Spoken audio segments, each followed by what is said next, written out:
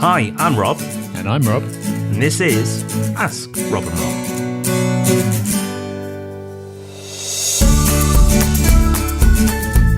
Yes, welcome to another episode of Ask Rob and Rob, the weekly show where you ask us a question and we, Rob and Rob, give you an answer. We've got loads of questions in the queue. The one that's bubbled to the top is from Tony this week, so we'll be answering that in just a sec. But first, a quick reminder of how to ask a question of your own. Yes, we'd love to hear from you, and you could do exactly what Tony's done and leave us a message so we can answer it. Go to your telephone, pick it up and dial this number, 013808 00035. That's 013808 00035. Of course, normal rates apply. Or you could go to thepropertyhub.net/podcast and record it through your computer. It's really simple, I promise you. And that is what Tony has done. So thanks, Tony. Let's listen to your question. Hi, guys. We've been overseas since 2012 and we're just looking to return to the UK. Married with 2 kids, young children, and our dilemma is we don't really have enough money to buy where we want to live, but we have 220k. So the idea is, could we, or do you recommend, rent where we live, but then invest in property with the money that we have? Obviously, if we rent where we live, we'll have no real surplus funds for mortgage repayments. But then we would have, if we used all that money for an investment property, we could then get some rental income. Just wondering what your thoughts are on this, and if it's sensible.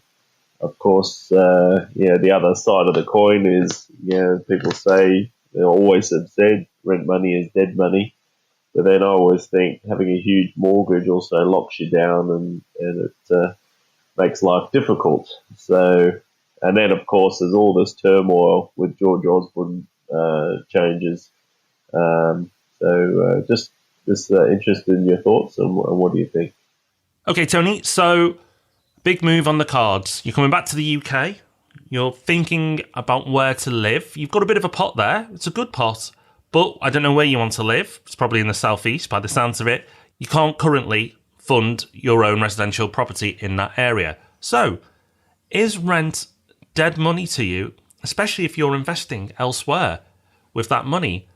I would say definitely not. In fact, I think it's a great idea for you to rent first. A prime example would be when I first moved to London. I didn't know where I wanted to live. Well, I did know, and I knew the area, but I didn't know if I'd like it or not. Turns out, after I moved there, renting, after 9 months, it wasn't the place for me. So I moved on. And actually, for a good few years, I've rented in the southeast, and it's only recently I've gone ahead and bought my own home. However, while doing that, I was investing in property in the background.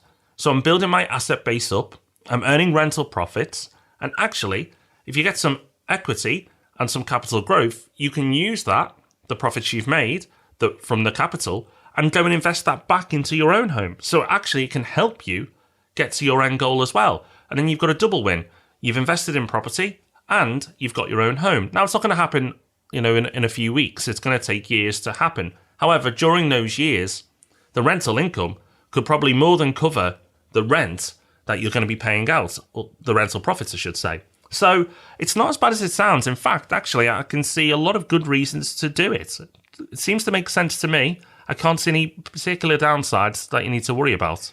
There are downsides in general. It's about which are most important in your particular situation. I share the view that it's a situation where it's actually useful to have flexibility. And if you can shake off the popular mindset of you must own your own home, then when you actually look at the facts rationally, there can be situations, probably like Tony's, where it does actually make more sense to rent.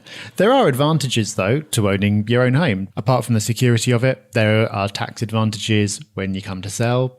Owning your own home makes it easier to access more mortgage options. The money that you can borrow for your own home tends to be cheaper than on a buy-to-let. So as you get capital appreciation, people tap into that and release it to invest elsewhere. There are benefits. It's not about kind of saying one way is the best way. It's about which factors are the most important, which tips the balance in your particular situation. But simplifying it to things like, renting is dead money is just an oversimplification. And it's easy to kind of go to easy tropes like that rather than actually weighing up all the factors.